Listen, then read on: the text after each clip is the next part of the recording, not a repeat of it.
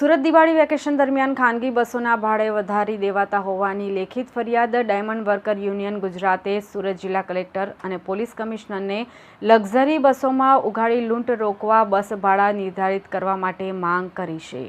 Surat diamond worker યુનિયનના પ્રમુખ ભાવેશ ટાંકે જણાવ્યું હતું કે ખાનગી ટ્રાવેલ્સ સંચાલકોનો વિરોધ નથી, પરંતુ દિવાળી વેકેશનમાં મધ્યમ વર્ગને પરવડે તેવા ભાડા નિર્ધારિત કરવા ખૂબ જરૂરી છે।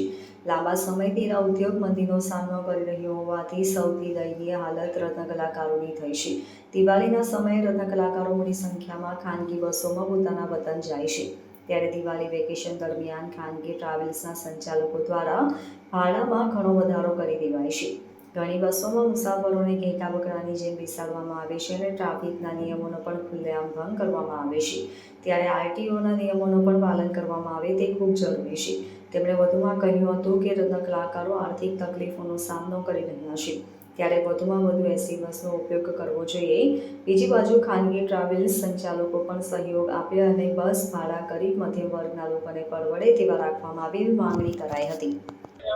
દિવાળી વેકેશન દરમિયાન જે લાખો રત્ન કલાકારો વેકેશન ગાળવા પોતાના પરિવાર સાથે માદરે વતન જતા હોય છે, ત્યારે પ્રાઇવેટ બસ સંચાલકો દ્વારા જે બમણું ભાડું લઈ અને ઉઘાડી લૂંટ ચલાવવામાં આવે છે અને જે ટ્રાફિકોના નિયમોનું સરેઆમ ઉલ્લંઘન કરવામાં આવે છે।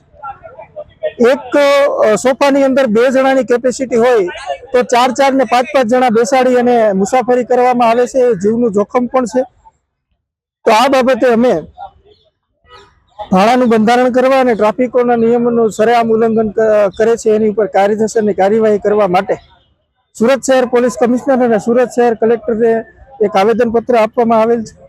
આ બાબતે અમે રજૂઆત કરેલ છે કે એક જાહેરનામું બહાર પાડવામાં આવે કે આનાથી વધારે કોઈ ભાડું લઈ ન શકે અને બંને પક્ષને પોસાય એવું ભાડું નિર્ધારિત કરવામાં આવે, જેથી કરી 2 વર્ષની અંદર જે મંદીનો માહોલ છે, મંદીના માહોલથી જે રત્ન કલાકારો પીસાઈ રહ્યા છે, ઉપરથી આ ટેરિફના કારણે જે ઇન્ડસ્ટ્રીની અંદર ઇફેક્ટ છે, તો જે રત્ન કલાકારોને માદરે વતન જવું છે એને બમણું ભાડું ચૂકવવું ન પડે એ બાબતે તંત્રને ધ્યાન રાખવું જોઈએ અને સલામતીપૂર્વક પોતાના માદરે વતન જઈ શકે એ માટે ટ્રાફિકોના નિયમોનું ઉલ્લંઘન ન થાય એ બાબતે પણ ધ્યાન રાખવું જોઈએ। આ બાબતે અમે કલેક્ટર સાહેબ અને કમિશનર સાહેબને રજૂઆત કરવા આજે આવેલા છીએ। Bureau report LK star news Surat.